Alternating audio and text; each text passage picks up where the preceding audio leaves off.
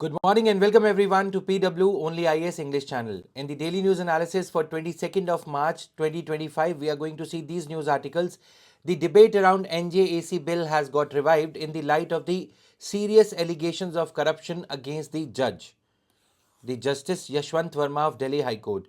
A huge stash of cash was found at his residence in the event of a fire incident at his residence. So we are going to discuss this entire incident in an analytical manner, that should the process of appointment of judges be revamped, be relooked at in the light of the recurrent charges of corruption. First of all, we saw the Lokpal issue where the Lokpal is trying to investigate the corruption charges against another High Court judge.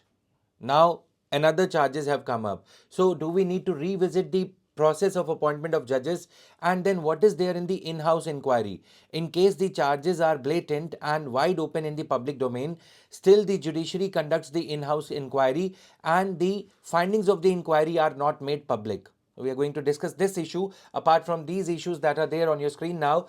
India's $23 billion production linked incentive scheme to rival Chinese factories is going to lapse after it disappoints. The expectation from the scheme has not been met thanks to the tardy achievement, thanks to the tardy progress under the scheme insofar as achievement of the targets by the factories, by the industries which were covered, which were given the production linked incentives, have not been able to achieve. The targets have not been achieved. Then Lok Sabha approves the demand for grants. What do we mean by guillotine? Even though that's a small term for polity, we are going to discuss that. There is progress on GM food crops, says official. Then Rashtriya Gokul Mission gets rupees 1000 crore rupees additionally. So these are the news articles. Now telling you about the NSAT scholarship test that is going to be held tomorrow. So today is the last day for registration, even as the slots are filling quite fast. So quickly register yourself for this test, which is going to be held in the online as well as offline mode. In the offline mode, these are the cities where this test will be held. You will be getting the scholarship up to 90% on the UPSC courses if you score well. So you will be getting UPSC welcome kit, a set of books that are required for you to prepare for UPSC, essential kit, and other exciting rewards are there. So this is going to be the a kind of opportunity for you to test yourself apart from the opportunity to avail for scholarship. Let's get started with the news analysis.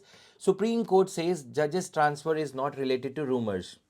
So Justice Yashwant Verma has now been transferred from Delhi High Court to Allahabad High Court. Even though the festival of Mahakumbh is over, perhaps the Supreme Court would have thought that still he could take a holy dip in the Ganga waters of the Ganga and could become pure and get rid of all the charges of corruption or assets or money disproportionate to the known sources of income. What happened? An incident of fire at the residence of Justice Yashwant Verma in Delhi when he was not at his residence. The fire department officials, they find out in a room full of cash, there is no space to enter the room. And then they reported to their higher ups that what do we do that so much of a cash is lying there? They were told to take a record of the cash, and cash was around 15 crore rupees. Later on, the Supreme Court says that an in-house inquiry will be constituted, and for the meantime, for the time being, the judge will be transferred to his parent High Court, that is Allahabad High Court, from where he was elevated to Delhi High Court. Is this the way to hide corruption? Transfer of a judge, how can it get rid of the charges of allegation against a judge? Even though it is Allahabad or Prayagraj, the city known for Mahakumbh, can the judge be purified merely by the transfer? That is the larger question it begs. Second thing is the in-house inquiry. How can anything be whitewashed? Everything against the judiciary be whitewashed? Now the problem does not stop here. Then what is the solution to it? Should we bring about the NJAC Act that was passed by the Parliament of India in 2014? NJAC Act, if passed, will give an upper hand to the executive, to the government of the day in the matter of appointment of judges. That might create even larger problem. So the analysis begs it, where's the way out? Should the bar be given any say? Bar knows about what corruption charges or how corrupt a judge is. So bar should at least be consulted. If not the concurrence or anything, but at least consultation in the matters of appointment of the judge should be there for the bar. Then another thing that comes is NJAC. Government is now seizing this opportunity of recurrent charges against the judges to revive the debate around NJAC. Today itself, we are going to see another news article where India's vice president, who is quite vocal about the separation of powers and upper hand of the executive, democratically elected government. So, vice president has again revived the debate around National Judicial Appointments Commission Act that was passed by the parliament in 2014, but the judiciary, the then Supreme Court, held it to be ultra vires the constitution owing to separation of powers, saying that there will be interference in the matters of appointment of judges by the government if NJAC Act is declared valid. So judiciary did not allow the NJAC Act to get implemented. On the other hand, we see the problem of backlog of vacancies. So government does not approve the name of the judges in the time bound manner, which is why there is backlog of vacancies leading to pendency of cases. So there seems to be a situation where we are seeing a kind of judicial emergency, if there was one inserted in the Constitution of India, like the financial emergency. Probably our constitution makers, they forget about inserting judicial emergency. Judicial emergency, according to me, is a state of affairs where around 62 lakh cases, 62,000 cases are pending in the high courts of India. Then you talk about the lower judiciary. The situation is even grave.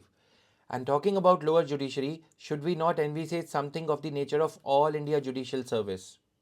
So that at least at the lower level, the session judges and district judges are selected in a transparent manner through an exam conducted by UPSC. So these are the contours of the debate. Let's get into the details. Now, the Supreme Court issued a press note that both the transfer proposal of Justice Yashwant Verma and the incident, okay, they are not related to each other.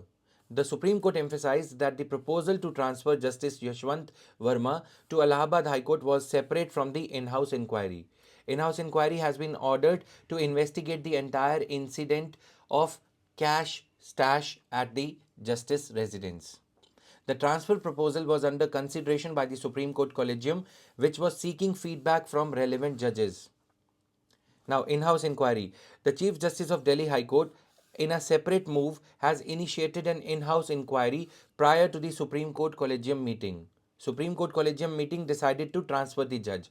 We often see, guys, that whenever there are serious allegations of corruption, judges are only transferred. Transfer is not the right way to instill the confidence in the mind of the people whose cases the judge is going to hear in future, that yes, judge is free from all the charges of corruption.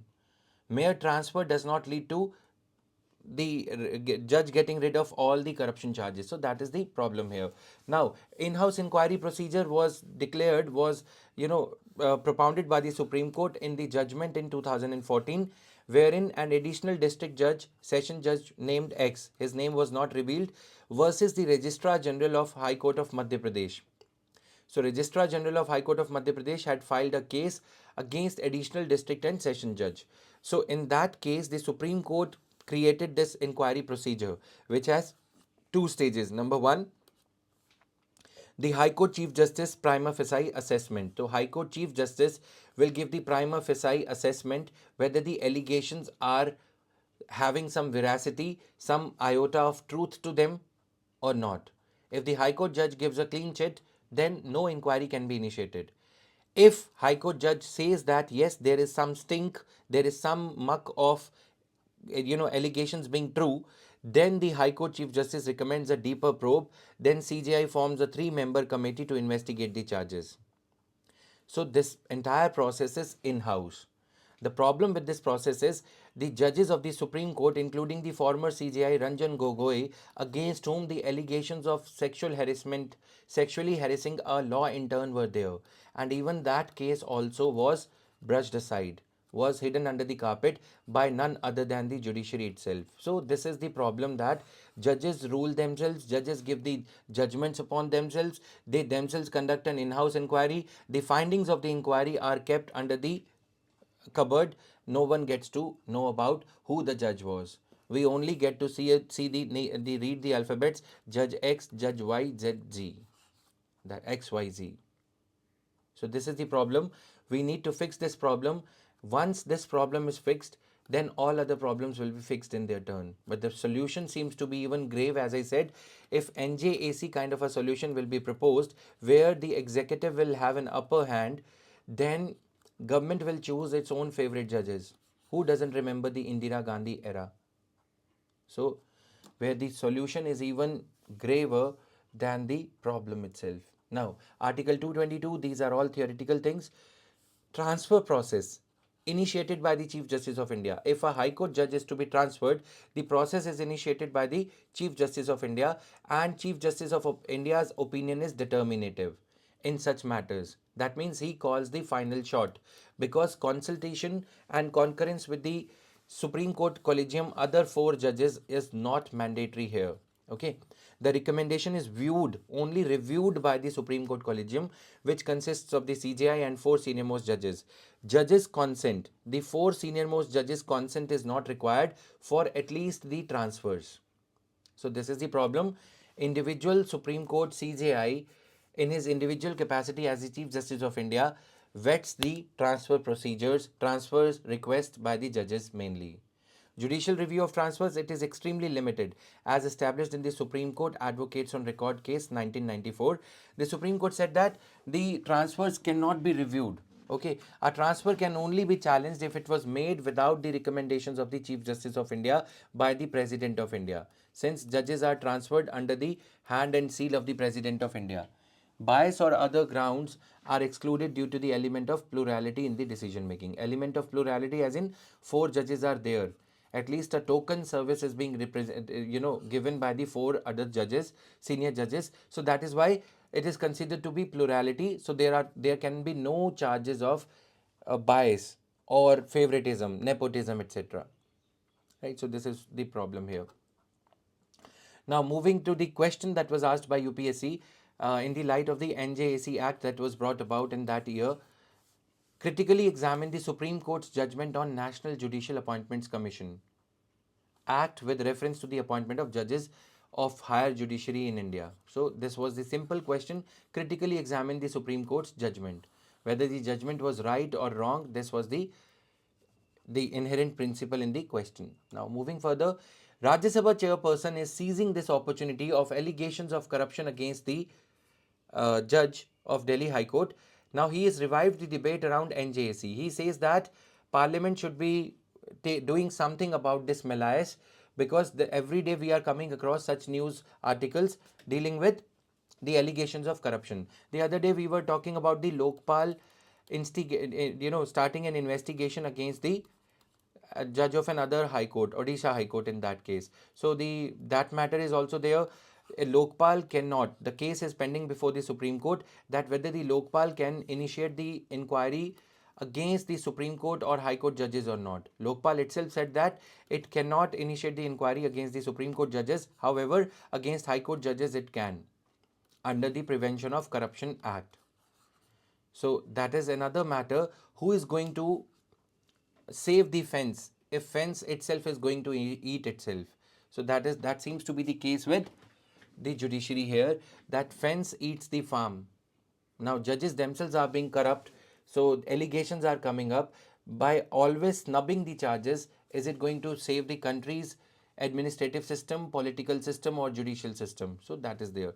Now, NJAC Act aimed to replace the existing collegium system, which has been the method of appointing judges of the Supreme Court and High Court since 1994, 1998. The advocates on record judgments that are given in books like M. Lakshmikant, etc. So the collegium system, while intended to uphold judicial independence, faced criticism for its lack of transparency and accountability. For example, if a wrong judge is elevated, then who is going to face the wrath? Who is going to face the accountability for that? Wrong judges, in the sense that judge turns out to be corrupt later on, then who is going to face the accountability? That is not there. And the transparency, insofar as why a judge is being transferred, what are the allegations of corruption, these things are not known to public. not known to the system. So opaqueness of the system and lack of accountability of the system, the collegium system, is at the root cause of the entire debate around changing the system to NJAC or something else. As tomorrow the editorial will appear, so we will do the editorial analysis around this topic as to what is the method of appointment of judges in other countries. Can we take a cue from, can we take a lesson from South Africa, where NGOs, the civil society members are also associated, or UK for that matter, United Kingdoms, from where we borrowed our parliamentary form of government, or the US. Okay, so these are the comparisons of the Indian constitution topic that is there. Okay, so we can draw the comparisons in the methods of appointment of judges, at least considering this controversy that is going on. So key features, everything is given. Download the PDF from the Telegram channel Jatin Verma sir, PW only IS. So this will help you gain the background information. Okay, this is all static, given in your books also, but some of the details are missing in the book, so we have incorporated them here in the PDF, guys. Now, Supreme Court's verdict declared the 99th Constitutional Amendment Act, which established NJAC as unconstitutional in 2015 October.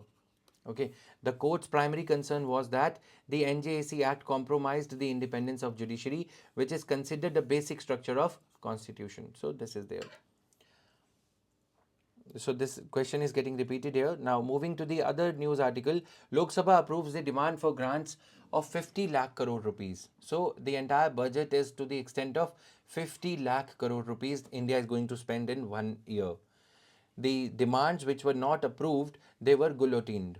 So you must be knowing that if the budget is not discussed before 1st April, okay, withdrawal of money from the Consolidated Fund of India would be illegal if the budget is not approved. That is why all the demands for grants for ministries, we have been talking about dairy farming scheme, we have been talking about production linked incentive scheme, we have been talking about budget of Ministry of Women and Child Development, Manrega budget. Okay, so in the individual demand for the grants, ministry wise, first individually, then ministry wise, they are approved. If before the close of the budget session, before the budget session comes to an end, the budget is not approved, all the demand for grants are not individually approved, then what happens? They are clubbed together. This clubbing together of all the demand for grants and putting them to vote together is called guillotine. The speaker applies the guillotine, and the members of the Lok Sabha, as you can see in the pictures, they are asked to vote yay or nay, yes or no. So since the political party is in majority, the BJP is in majority, NDA alliance is in majority, so the members who will say yes will be more, okay, more than 272. So that is why the budget is considered as approved. That is the legal sanction for withdrawal of money from the Consolidated Fund of India. The endeavor here is that Parliamentary Accounts Committee, okay, it will go into the details of each and every demand for grant, but if in case before 31st of March every demand for grant is not approved individually, then they are clubbed together and they are guillotined, they are put to vote together. So this is there, this is the procedure. Okay, Article 113 says that demand for grants are to be, no money can be withdrawn from Consolidated Fund of India except on the approval of the Parliament. Okay, so Article 112, Article 113, they deal with all these things. Each demand for grant outlines how a ministry or department intends to spend its money. So we can use this opportunity to revise the types of grants, Article 115, supplementary grants, additional grants, excess grants. This is all static knowledge which has been incorporated for your convenience. Downloading the PDF, you can read this yourself. There is nothing to be explained. Okay, so this is just the context of the budget being approved, that we have incorporated this. Guillotine motion, guillotine is approved, is brought about through motion. Guillotine motion refers to a procedural device used to expedite the voting process on the demand for grants. Here's a breakdown of the topic relevant for the UPSC preparation purpose due to time constraint. As money can be withdrawn through Consolidated Fund of India for the coming year, for the ensuing year, only after it has been approved by the Lok Sabha.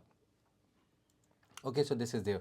Now the question for UPSC, with reference to union budget, consider the following statements.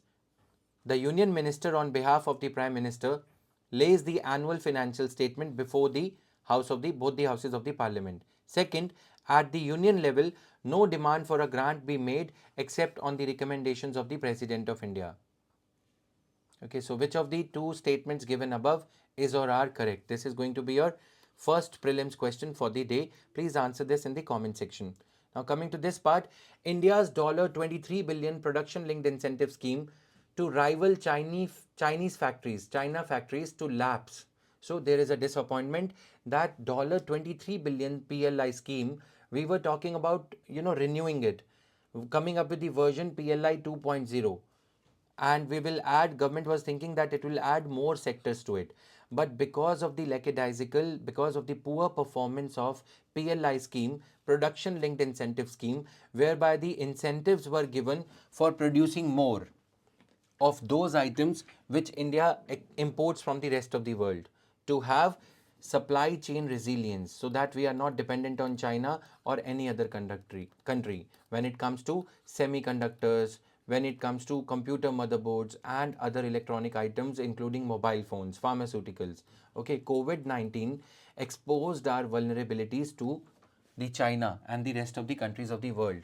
What if the world is isolated from India? What if India is isolated from the world?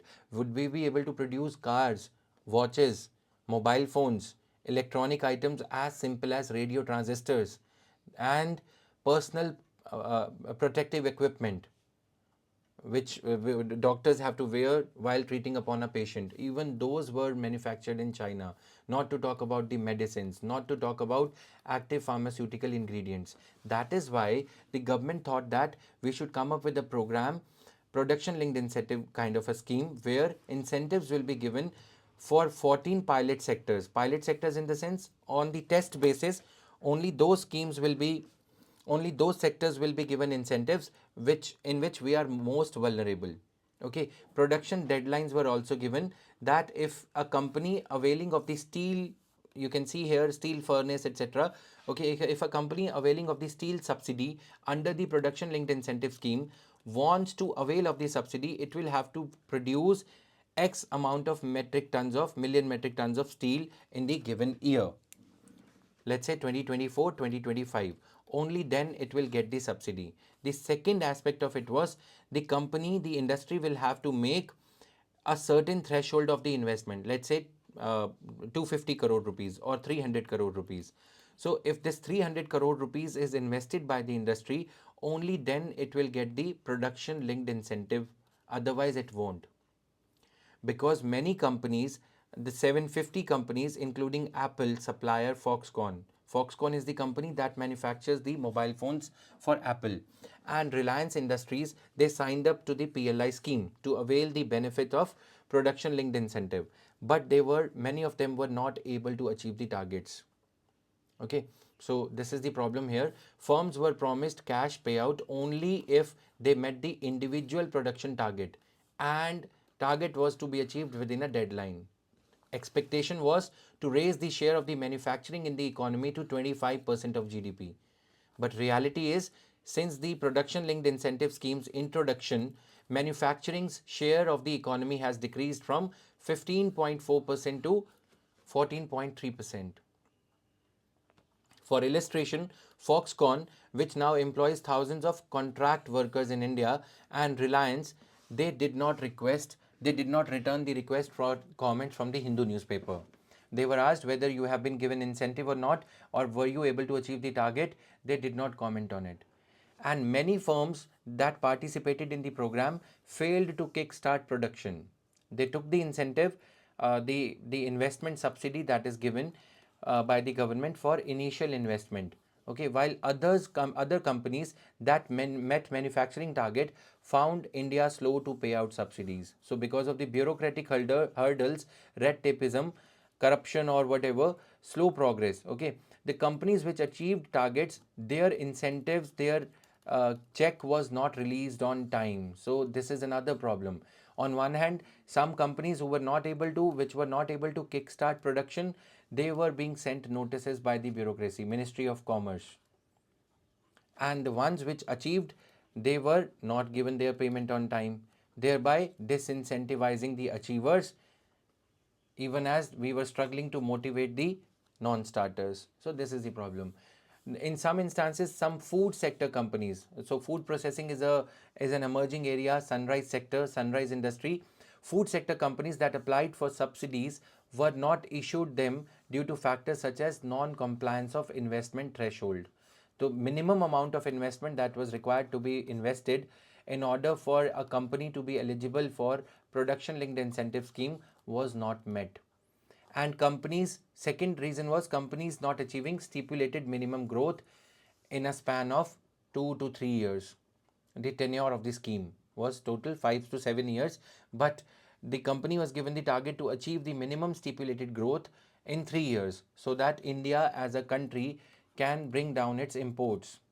If import bill will come down, India's forex reserves will be saved. Rupees value will not depreciate vis-a-vis dollar. So these were the endeavors of production linked incentive scheme. These were the objectives of production linked incentive scheme, that India wants to save precious foreign exchange. Because if these items are imported, we will have to pay in dollars, right, which reduces India's export competitiveness. And if these items are produced in house, we would rather be able to export these items to the rest of the countries, including the Asian market. Okay, now the writer says that PLI scheme was introduced at a very opportune time, very good time, considering China, which for decades has been considered to be the world's factory floor, where entire thing is, all the things including firecrackers, plastic wares, tiffin boxes, pencils, even the Duracell cells, everything, Apple mobile phone is manufactured. China was considering to maintain production amid Beijing's zero COVID policy. Okay, so the problem is, in China labor cost was rising. What happens if you are, if a country is progressing, if a country is performing well on the front of manufacturing for a long year, for a long decade, okay, the labor cost increases because there is no surplus labor which will work at a cheaper rate. So the labor cost increases, the cost of production goes up. So therefore, the companies start moving out of China or any such country and move to a country like India, where the labor cost is still low. So India was an attractive destination, and Indian government wanted to supplement this phenomena of factories moving out from China looking for some other country. Indian government gave production linked incentive scheme to companies like Foxconn, Apple. Okay, then you talk about Elon Musk's company Tesla. We are even in a way luring them to manufacture in India. Nissan Motors. You talk about other companies like BMW, etc., Audi, etc. We are incentivizing them to manufacture cars in India. Samsung, TV panels in India. Okay, so this way. The US was also seeking to reduce its economic reliance on an increasingly assertive Beijing, China, because of territorial aggression, freedom of navigation, South China Sea issue, prompting many multinational companies of US, European Union, Japan to look for some other country as a destination, and India was a very good contender. So these countries, the developed countries, US, Japan, European Union countries, they wanted to pursue a China plus one policy. China plus India, or China plus South Korea maybe, or Philippines, so as to have another manufacturing hub, so as not to be completely dependent on China. Okay, with its large youthful population, lower costs and a government regarded as relatively friendly to the West, India was said to be benefiting from this. Large youthful population, aspirational middle class. We all want to buy some gadget, air conditioner, TV, etc. So this was a very good opportune time, but the scheme disappointed us. Talking about the achievements, pharma sector, the country produced $49 billion worth of mobiles in 2023-2024 financial year. This is up 63% from 2020-2021. So no doubt there is a progress, but progress has been very, you can say, far and few in between. Mobile phone industry leaders like Apple now manufacture their newest mobile phone, iPhone 16, 15 in India. Okay, after having started with low cost models. In the steel sector, however, the progress has not been satisfactory across the spectrum. Talking about the steel sector, investment and production also lag targets. 14 of the 58 projects approved for PLIs have been withdrawn. So you see 14 projects have already been withdrawn. In the solar industry, 8 of the 12 companies that signed up to PLI are unlikely to meet their targets. So solar, India solar mission, etc. We thought that solar panels would be manufactured in India only. They will be cheaper and they will help us save the import bill. But these solar panels also, the contracts were primarily awarded to Reliance, Adani and JSW. But they have not been able to achieve their targets. Now, this was all in the news analysis for today. These are the questions, practice questions, which you have to answer. Rashtriya Gokul Mission, there is one question. Then there's another question I have incorporated related to the budget. Since the budget has concluded, there are some questions around economy and budget section combined. Consider the following actions which the government can take: devaluing currency, reduction in the export subsidy, PLI scheme thing, then adopting suitable policies which attract greater FDI and more funds from foreign institutional investors. This is question number 3 now. Under which of the following circumstances may the capital gains arise? So capital gains was in discussion in the budget this year. So the same question was asked of the same nature in 2012 also. When there is an increase in the sale of a product, capital gain. When there is a natural increase in the value of property owned. When you purchase a painting and there is a growth in the value due to increase in its popularity. So A, what are the correct options? A, B, C or D? Then question number 4, what is the difference between vote on account? So today we have covered guillotine in our budget. So what is the meaning of vote on account and interim budget? So this year, previous year was an interim budget. This year is a full-fledged budget. This question can also be asked like what is the difference, what is the meaning of interim budget? Option A, B, C or D. And these are the answers to the yesterday's questions. Namaste scheme, answer is B. Then we had covered this Syria Golan Height question. The answer is B here. Likewise, the term 2 state solution. These are the answers to these questions. This was all in the news analysis. For PDF, you can download the PDF in a short while from now from the Telegram channel Jatin Verma sir, PW only IAS English. Thank you guys.